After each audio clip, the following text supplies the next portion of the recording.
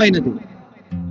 కొంతమంది అక్కడ మాటలు ఇక్కడ, ఇక్కడ మాటలు అక్కడ, కొండేపు మాటలు చెప్పి సంసారాలు తగలబెట్టేసిన వారు ఉన్నారు, కుటుంబాలు తగలబెట్టేసిన వారు ఉన్నారు, అన్నదమ్ముల మధ్యన కొండెములు చెప్పి విడగొట్టేసిన వారు ఉన్నారు. దేవుడి వాక్యం సెలవిస్తా ఉంది, నీ మాటలతో కనుక నువ్వు కుటుంబాలను తగలబెట్టినట్టయితే కనుక దహించు అగ్నితో దేవుడు నిన్ను దహిస్తాడని మర్చిపోకూడదు.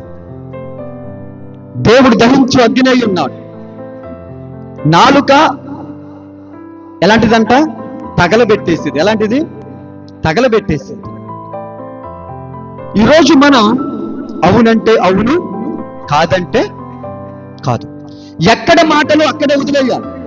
ఎవరైనా మనకు ఒక విషయాన్ని తెలియజేస్తారనుకోండి, అవునా అలా జరిగిందండి, ఓకే ప్రార్థన చేద్దాం, లేకపోతే అలా అన్నారా మిమ్మల్ని వాళ్ళు, ఓకే వాళ్ళకి అంత అవగాహన లేదు కాబట్టి అన్నున్నారేమో, తప్పు తెలుసుకుంటారులేండి అనాలి.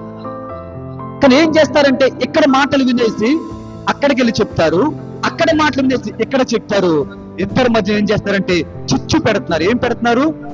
నాలుక మాట చిచ్చు పెడుతుంది, కుటుంబాల్లో చిచ్చు పెడుతుంది, సంసారాల్లో చిచ్చు పెడుతుంది, సంఘాల్లో చిచ్చు పెడుతుంది, స్నేహితుల మధ్యలో చిచ్చు పెడుతుంది.